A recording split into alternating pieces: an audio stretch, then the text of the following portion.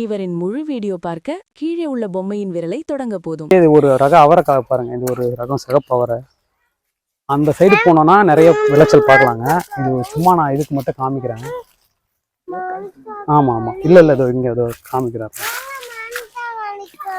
பழம் இல்லையாடி தங்கம் இருக்குண்டா, வேற இதுலயே இருக்க பாரு. இது ஃபுல்லாவே ரெட்டா தாங்க இருந்தது.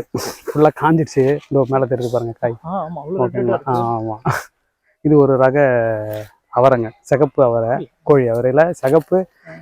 இதனுடைய விதை ஆமாங்க. இது ஃபுல் விட்டா அந்த மரமே ஃபுல்லா இதாகிடும், படர்ந்துடும், அந்த அளவுக்கு இருக்கு. இது இத்தனைக்கும் 2 செடியோடைய காய்ச்சலுங்க. ஆமா, இது நான் இப்போ இது ஃபுல்லா விதைக்குன்னே விட்டாங்க. நம்ம நண்பர், அந்த ஆனந்த் நண்பர் தான் கொடுத்தாரு.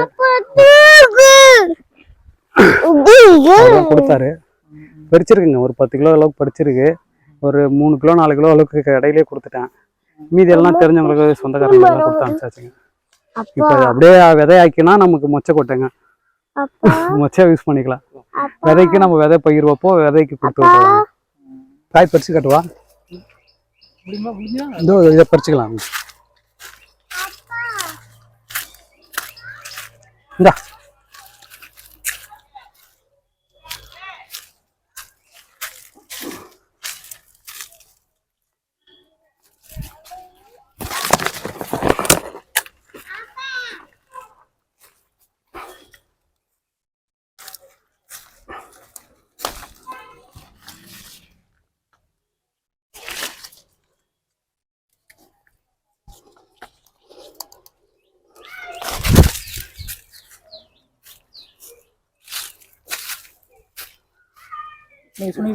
அவரை. ஆமாங்க, சிகப்பு அவரை.